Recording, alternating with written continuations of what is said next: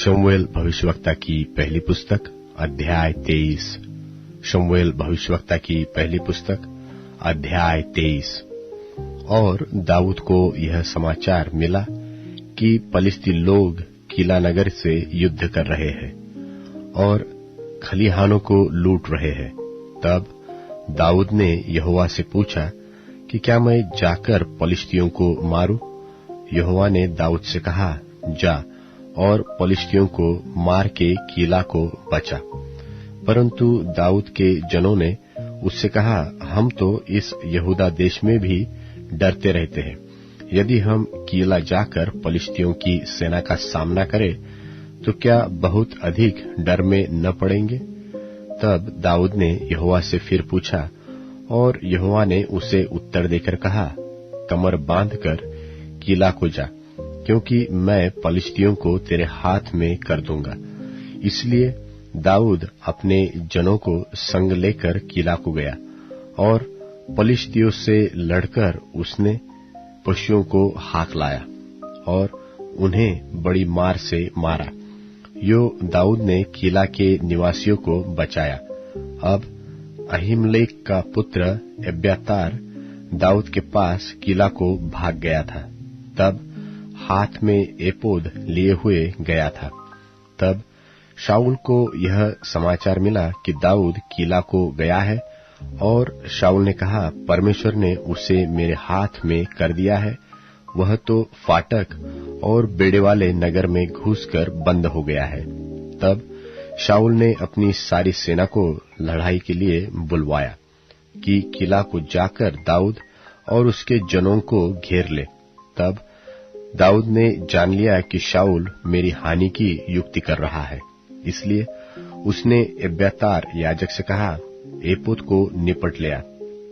तब दाऊद ने कहा, हे इस्राएल के परमेश्वर यहोवा, तेरे दास ने निश्चय सुना है कि शाऊल मेरे कारण किला नगर नाश करने को आना चाहता। क्या किला के लोग मुझे उसके वश में कर देंगे? क्या जैसे तेरे दास ने सुना है वैसे ही शाऊल आएगा? हे इस्राएल के परमेश्वर यहोवा, अपने दास को यह बता। यहोवा ने कहा, हाँ, वह आएगा। फिर दाऊद ने पूछा, क्या किला के लोग मुझे और मेरे जनों को शाऊल के वश में कर देंगे?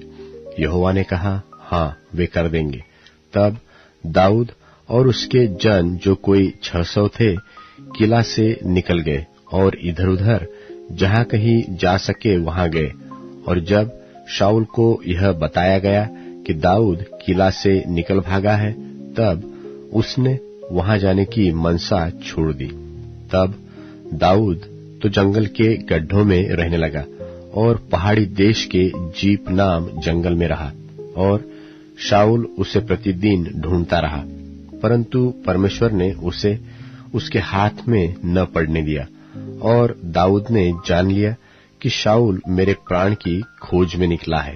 और दाऊद जीप नाम जंगल के होरेश नाम स्थान में था कि शाऊल का पुत्र योनातान उठकर उसके पास होरेश में गया और परमेश्वर की चर्चा करके उसको ढाढ़स दिलाया। उसने उससे कहा, मत डर, क्योंकि तू मेरे पिता शाऊल के हाथ में न पड़ेगा, और तू ही इस्राएल का राजा होगा, और मैं तेरे नीचे हूँगा।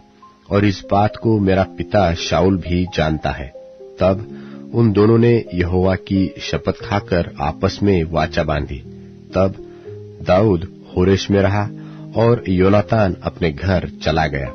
तब जीपी लोग गिबा में शाऊल के पास जाकर कहने लगे, दाऊद तो हमारे पास होरेश के गड्ढों में, अर्थात उस हकीला नाम पहाड़ी में छिपा रहता है, जो यशीमोन के दक्षिण की ओर है। इसलिए अब हे राजा, तेरी जो इच्छा आने की है तो आ, और उसको राजा के हाथ में पकड़वा देना हमारा काम होगा। शाऊल ने कहा, यहोवा की आशीष तुम पर हो, क्योंकि तुमने मुझे दया दिखाई है।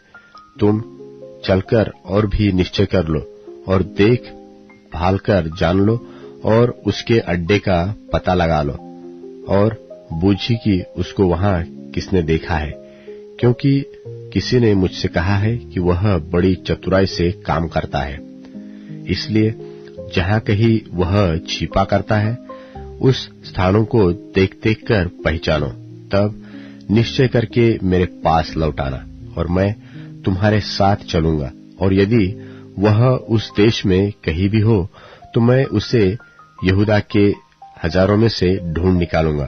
तब वे चलकर शाऊल के पहले जीप को गए, परंतु दाऊद अपने जनों समेत आमोन नाम जंगल में चला गया था, जो अराबा में यशीमोन के दक्षिण की ओर है। तब शाऊल अपने जनों को साथ लेकर उसकी खोज में गया।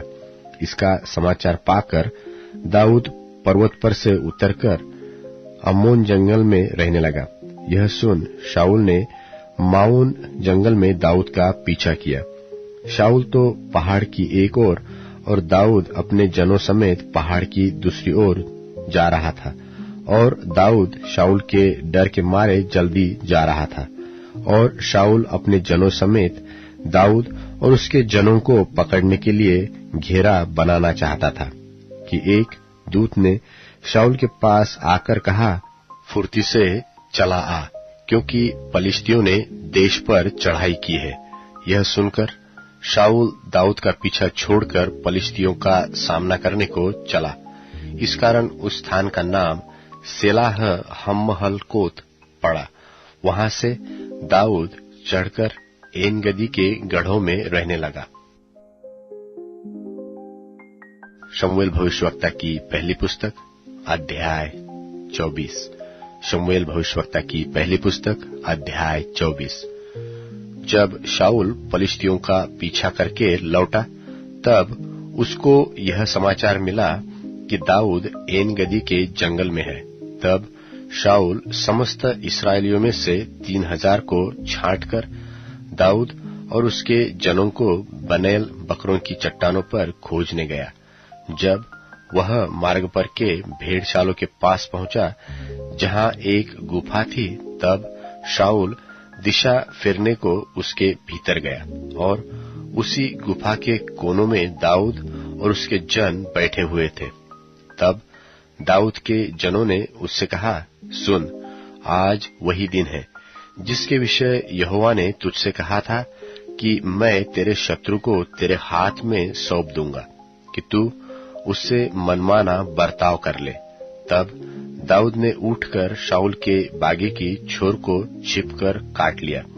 इसके पीछे दाऊद शाऊल के बागे की छोर काटने से पछताया और अपने जनों से कहने लगा, यहोवा न करे कि मैं अपने प्रभु से, जो यहोवा का अभिषिक्त है, ऐसा काम करूं कि उस पर हाथ चलाऊं, क्योंकि वह यहोवा का अभिषिक्त है। ऐसी बातें कहकर दाऊद ने अपने जनों को घुड़की लगाई और उन्हें शाऊल की हानि करने को उठने न दिया।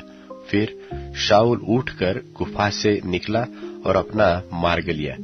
उसके पीछे दाऊद भी उठकर गुफा से निकला और शाऊल को पीछे से पुकारकर बोला, हे मेरे प्रभु, हे राजा। जब शाऊल ने फिरकर देखा, तब दाऊद ने भूमि की ओर सिर झुकाकर दंडवत किया। और दाऊद ने शाऊल से कहा, जो मनुष्य कहते हैं कि दाऊद तेरी हानि करना चाहता है, उनकी तू क्यों सुनता है?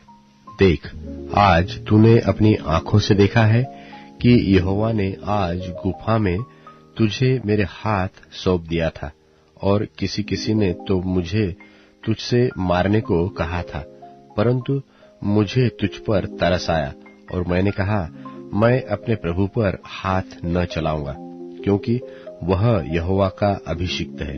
फिर हे मेरे पिता, देख, अपने बागे की छोर मेरे हाथ में देख।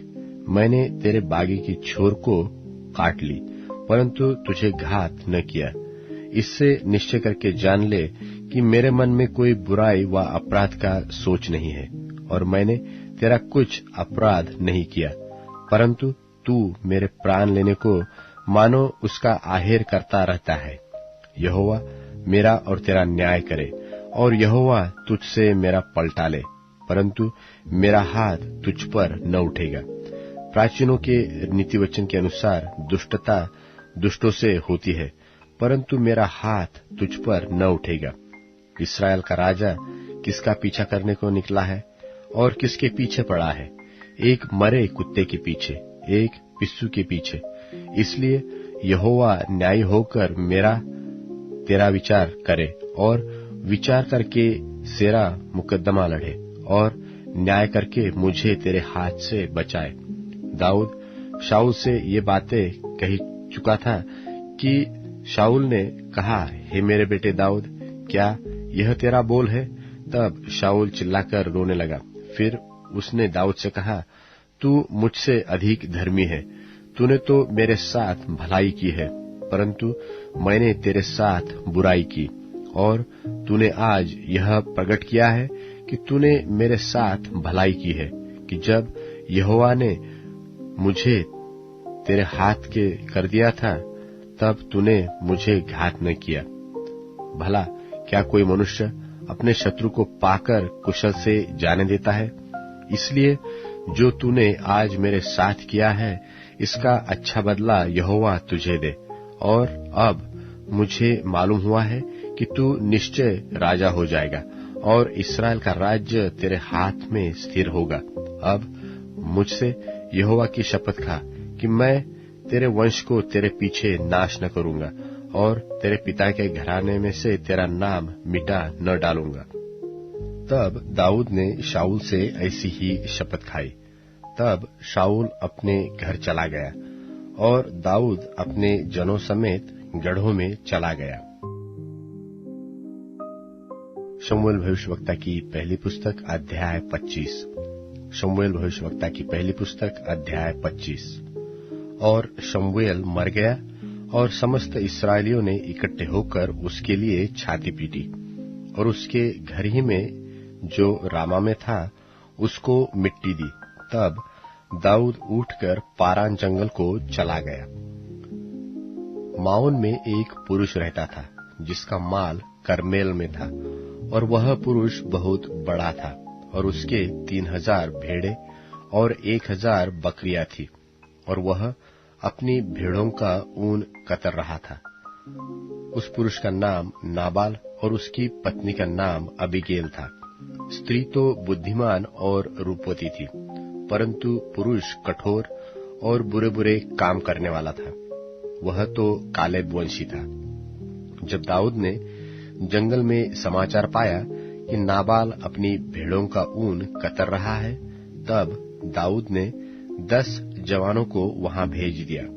और दाऊद ने उन जवानों से कहा कि करमेल में नाबाल के पास जाकर कहो और मेरी ओर से उसका कुशल क्षेम पूछो और उससे यो कहो कि तू चिरंजीव रहे, तेरा कल्याण हो और तेरा घराना कल्याण से रहे और जो कुछ तेरा है वह कल्याण से रहे। मैंने सुना है कि तू जो ऊन कतर रहा है, तेरे चरवाहे हम लोगों के पास रहे और न तो हमने उनकी कुछ हानि की और न उनका कुछ खोया गया। अपने जवानों से यह बात पूछ ले और वे तुझको बताएंगे। सो इन जवानों पर तेरे अनुग्रह की दृष्टि हो। हम तो आनंद के समय में आए हैं, इसलिए जो कुछ तेरे हाथ लगे वह अपने दासों और अपने बेटे दाऊद को दे। ऐसी ऐसी बातें दाऊद के जवान जाकर उसके नाम से नाबाल को सुनाकर चुप रहे। नाबाल ने दाऊद के जनों को उत्तर देकर उनसे कहा, दाऊद कौन है? ईशे का पुत्र कौन है? आजकल बहुत से दास अपने अपने स्वामी के पास से भाग जाते हैं। क्या मैं अपनी रोटी पानी और जो पशु मैंने अपने कतरने वालों के लिए मारे हैं लेकर ऐसे लोगों को दे दूं जिनको मैं नहीं जानता कि कहाँ के हैं? तब दाऊद के जवानों ने लौटकर अपना मार्ग लिया और लौटकर उसको ये सब बातें जो की त्यों सुना दी। तब दाऊद ने अपने जनों से कहा, अपनी अपनी तलवार बांध लो। तब उन्होंने अपनी अपनी तलवार बांध ली और दाऊद ने भी अपनी तलवार बांध ली और कोई 400 पुरुष दाऊद के पीछे पीछे चले और 200 सामान के पास रह गए। परंतु एक सेवक ने नाबाल की पत्नी अबीगेल को बताया कि दाऊद ने जंगल से हमारे स्वामी को आशीर्वाद देने के लिए दूत भेजे थे और उसने उन्हें ललकार दिया। परंतु वे मनुष्य हमसे बहुत अच्छा बर्ताव रखते थे, और जब तक हम मैदान में रहते हुए उनके पास आया जाया करते थे, तब तक न तो हमारी कुछ हानि हुई और न हमारा कुछ खोया गया। जब तक हम उनके साथ भेड़ बकरियां चराते रहे, तब तक वे रात दिन हमारी आड़ बने रहे। इसलिए अब सोच विचार कर कि क्या करना चाहिए, क्योंकि उन्होंने हमारे स्वामी की ओर उसके समस्त घराने की हानि ठानी होगी। वह तो ऐसा दुष्ट है कि उससे कोई बोल भी नहीं सकता। तब अबीगैल ने फुर्ती से 200 रोटी और 2 कुप्पी दाख मधु और 5 भेड़ियों का मांस और 5 सना भुना हुआ अनाज और 100 गुच्छे किशमिश और अंजीरों की 200 टिकियां लेकर गड्ढों पर लदवाई। और उसने अपने जवानों से कहा, तुम मेरे आगे आगे चलो, मैं तुम्हारे पीछे पीछे आती हूँ। परंतु उसने अपने पति नाबाल से कुछ न कहा। वह गड्ढे पर चढ़ी हुई पहाड़ की आड़ में उतरी जाती थी, और दाऊद अपने जनों समेत उसके सामने उतरा आता था, और वह उनको मिली। दाऊद ने तो सोचा कि मैंने जो जंगल में उसके सब माल की ऐसी रक्षा की, उसका कुछ भी न खोया। यह निसंदेह व्यर्थ हुआ, क्योंकि उसने भलाई के बदले मुझसे बुराई की है।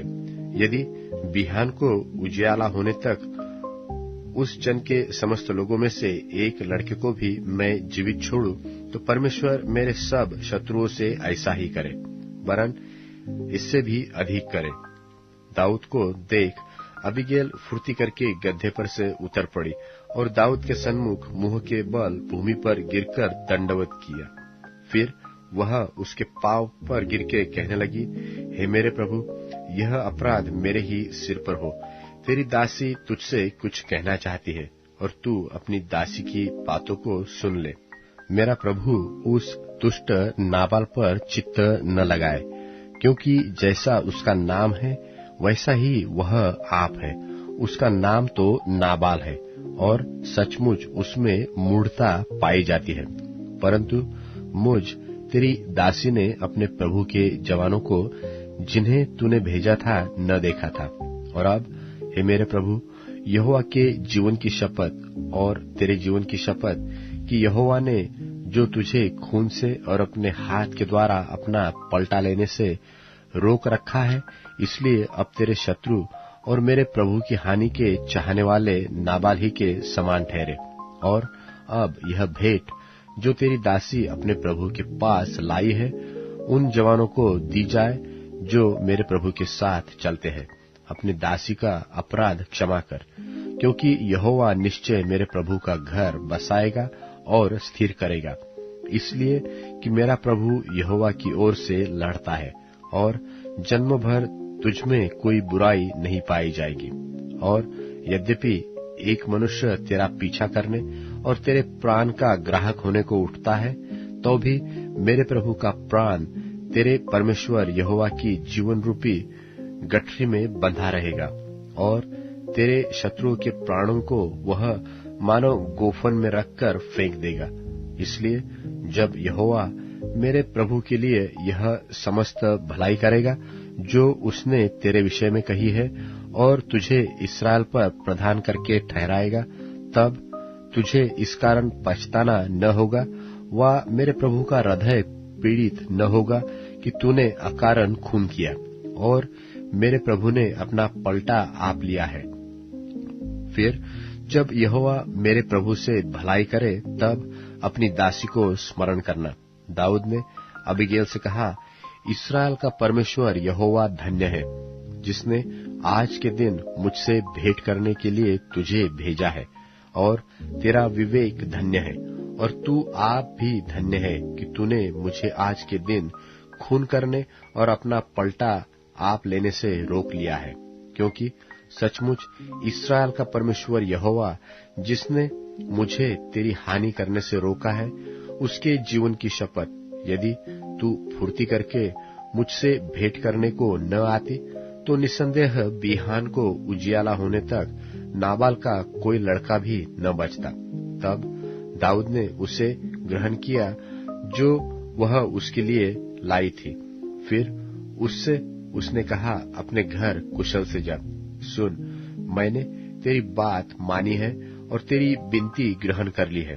तब अबीगैल नाबाल के पास लौट गई और क्या देखती है कि वह घर में राजा किसी जेवनार कर रहा है और नाबाल का मन मगन है और वह नशे में अति चूर हो गया है।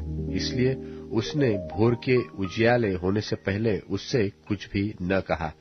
बिहान को जब नाबाल का नशा उतर गया, तब उसकी पत्नी ने उसे कुल हाल सुना दिया। तब उसके मन का हियाव जाता रहा और वह पत्थर सा सुन हो गया। और 10 दिन के पश्चात यहोवा ने नाबाल को ऐसा मारा कि वह मर गया। नाबाल के मरने का हाल सुनकर दाऊद ने कहा, धन्य है यहोवा जिसने नाबाल के साथ मेरी नामधराई का मुकदमा लड़कर अपने दास को बुराई से रोक रखा। और यहोवा ने नाबाल की बुराई को उसी के सिर पर लाद दिया है। तब दाऊद ने लोगों को अबीगैल के पास इसलिए भेजा कि वे उससे उसकी पत्नी होने की बातचीत करें। तो जब दाऊद के सेवक करमेल को अबीगैल के पास पहुंचे, तब उससे कहने लगे कि दाऊद ने हमें तेरे पास इसलिए भेजा है कि तू उसकी पत्नी बने। तब वह उठी और मुंह के बल भूमि पर गिरकर दंडवत करके कहने लगी, तेरी दासी अपने प्रभु के सेवकों के चरण धोने के लिए लौंडी बने। तब अबीगैल फुर्ती से उठी और गधे पर चढ़ी और उसकी 5 सहेलियां उसके पीछे पीछे हो ली और वह दाऊद के दूतों के पीछे पीछे गई और उसकी पत्नी हो गई।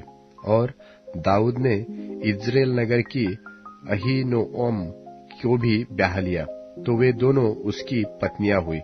परंतु शाऊल ने अपनी बेटी दाऊद की पत्नी मीकल को लैश के पुत्र गल्लीमवासी पलती को दे दिया था। यूहन्ना रचित सुसमाचार 19वां अध्याय। इस पर पिलातुस ने यीशु को लेकर कोड़े लगवाए और सिपाहियों ने कांटों का मुकुट गूंथकर उसके सिर पर रखा और उसे बैजनी वस्त्र पहनाया और उसके पास आकर कहने लगे, हे यहूदियों के राजा प्रणाम, और उसे थप्पड़ भी मारे। तब पिलातुस ने फिर बाहर निकलकर लोगों से कहा, देखो, मैं उसे तुम्हारे पास फिर बाहर लाता हूं, ताकि तुम जानो कि मैं कुछ भी दोष नहीं पाता। तब यीशु कांटों का मुकुट और बैजनी वस्त्र पहने हुए बाहर निकला और पिलातुस ने उनसे कहा, देखो, यह पुरुष। जब महायाजकों और प्यादों ने उसे देखा तो चिल्लाकर कहा कि उसे क्रूस पर चढ़ा, क्रूस पर। पिलातुस ने उनसे कहा, तुम ही उसे लेकर क्रूस पर चढ़ाओ, क्योंकि मैं उसमें दोष नहीं पाता। यहूदियों ने उसको उत्तर दिया कि हमारी भी व्यवस्था है और उस व्यवस्था के अनुसार वह मारे जाने की योग्य है, क्योंकि उसने अपने आप को परमेश्वर का पुत्र बनाया। जब पिलातुस ने यह बात सुनी तो और भी डर गया और फिर किले के भीतर गया और यीशु से कहा, तू कहाँ का है? परंतु यीशु ने उसे कुछ भी उत्तर न दिया। पिलातुस ने उससे कहा, मुझसे क्यों नहीं बोलता? क्या तू नहीं जानता कि तुझे छोड़ देने का अधिकार मुझे है और तुझे क्रूस पर चढ़ाने का भी मुझे अधिकार है? यीशु ने उत्तर दिया कि यदि तुझे ऊपर से न दिया जाता तो तेरा मुझ पर कुछ अधिकार न होता। इसलिए जिसने मुझे तेरे हाथ पकड़वाया है उसका पाप अधिक है। इससे पिलातुस ने उसे छोड़ देना चाहा, परंतु यहूदियों ने चिल्ला चिल्ला कर कहा, यदि तू इसको छोड़ देगा तो तेरी भक्ति कैसर की ओर नहीं। जो कोई अपने आप को राजा बनाता है वह कैसर का सामना करता है। ये बातें सुनकर पिलातुस यीशु को बाहर लाया और उस जगह एक चबूतरा था जो इब्रानी में गब्बता कहलाता है और न्याय आसन पर बैठा। यह फसह की तैयारी का दिन था और 6 घंटे के लगभग था। तब उसने यहूदियों से कहा, देखो, यही है तुम्हारा राजा। परंतु वे चिल्लाए कि ले जा, ले जा, उसे क्रूस पर चढ़ा। पिलातुस ने उनसे कहा, क्या मैं तुम्हारे राजा को क्रूस पर चढ़ाऊं? महायाजकों ने उत्तर दिया कि कैसर को छोड़ हमारा और कोई राजा नहीं। तब उसने उसे उनके हाथ सौंप दिया ताकि वह क्रूस पर चढ़ाया जाए। तब वे यीशु को ले गए और वह अपना क्रूस उठाए उस स्थान तक बाहर गया जो खोपड़ी का स्थान कहलाता है और इब्रानी में गुलगुता। वहां उन्होंने उसे और उसके साथ और 2 मनुष्यों को क्रूस पर चढ़ाया, एक को इधर और एक को उधर, और बीच में यीशु को। और पिलातुस ने एक दोष पत्र लिखकर क्रूस पर लगा दिया और उसमें यह लिखा हुआ था, यीशु नासरी यहूदियों का राजा। यह दोष पत्र बहुत यहूदियों ने पढ़ा, क्योंकि वह स्थान जहां यीशु क्रूस पर चढ़ाया गया था नगर के पास था और पत्र इब्रानी और लतीनी और यूनानी में लिखा हुआ था। तब यहूदियों के महायाजकों ने पिलातुस से कहा, यहूदियों का राजा मत लिख, परंतु यह है कि उसने कहा, मैं यहूदियों का राजा हूं। पिलातुस ने उत्तर दिया कि मैंने जो लिख दिया वह लिख दिया। जब सिपाही यीशु को क्रूस पर चढ़ा चुके तो उसके कपड़े लेकर 4 भाग किए, हर सिपाही के लिए 1 भाग, और कुर्ता भी लिया। परंतु कुर्ता बिन सीअन ऊपर से नीचे तक बुना हुआ था। इसलिए उन्होंने आपस में कहा, हम इसको न फाड़ें, परंतु इस पर चिट्ठी डालें कि वह किसका होगा। यह इसलिए हुआ कि पवित्र शास्त्र की बात पूरी हो कि उन्होंने मेरे कपड़े आपस में बांट लिए और मेरे वस्त्र पर चिट्ठी डाली। सो सिपाहियों ने ऐसा ही किया। परंतु यीशु के क्रूस के पास उसकी माता और उसकी माता की बहन मरियम, क्लोपास की पत्नी, और मरियम मगदलीनी खड़ी थी। यीशु ने अपनी माता और उस चेले को जिससे वह प्रेम रखता था पास खड़े देखकर अपनी माता से कहा, हे नारी, देख यह तेरा पुत्र है। तब उस चेले से कहा, यह तेरी माता है। और उसी समय से वह चेला उसे अपने घर ले गया। इसके बाद यीशु ने यह जानकर कि अब सब कुछ हो चुका, इसलिए कि पवित्र शास्त्र की बात पूरी हो, कहा, मैं प्यासा हूं। वहां एक सिरके से भरा हुआ बर्तन धरा था। सो उन्होंने सिरके में भिगोए हुए स्पंज को जूफे पर रखकर उसके मुंह से लगाया। जब यीशु ने वह सिरका लिया तो कहा, पूरा हुआ, और सिर झुकाकर प्राण त्याग दिए। और इसलिए कि वह तैयारी का दिन था, यहूदियों ने पिलातुस से विनती की कि उनकी टांगें तोड़ दी जाएं और वे उतारे जाएं कि सब्त के दिन वे क्रूसों पर न रहें, क्योंकि वह सब्त का दिन बड़ा दिन था। सो सिपाहियों ने आकर पहले की टांगें तोड़ी, तब दूसरे की भी, जो उसके साथ क्रूसों पर चढ़ाए गए थे। परंतु जब यीशु के पास आकर देखा कि वह मर चुका है, तो उसकी टांगें न तोड़ी। परंतु सिपाहियों में से एक ने बरछे से उसका पंजर बेधा, और उसमें से तुरंत लोहू और पानी निकला। जिसने यह देखा उसी ने गवाही दी है, और उसकी गवाही सच्ची है, और वह जानता है कि सच कहता है कि तुम भी विश्वास करो। ये बातें इसलिए हुई कि पवित्र शास्त्र की यह बात पूरी हो कि उसकी कोई हड्डी तोड़ी न जाएगी। फिर एक और स्थान पर यह लिखा है कि जिसे उन्होंने बेधा है उस पर दृष्टि करेंगे। इन बातों के बाद अरमतियाह के यूसुफ ने, जो यीशु का चेला था परंतु यहूदियों के डर से इस बात को छिपाए रखता था, पिलातुस से विनती की कि मैं यीशु की लोथ को ले जाऊं, और पिलातुस ने उसकी विनती सुनी और वह आकर उसकी लोथ ले गया। निकोदेमुस भी, जो पहले यीशु के पास रात को गया था, 50 सेर के लगभग मिला हुआ गंधरस और एलवा ले आया। तब उन्होंने यीशु की लोथ को लिया और यहूदियों के गाड़ने की रीति के अनुसार उसे सुगंध द्रव्य के साथ कफन में लपेटा। उस स्थान पर जहां यीशु क्रूस पर चढ़ाया गया था, एक बारी थी, और उस बारी में एक नई कब्र थी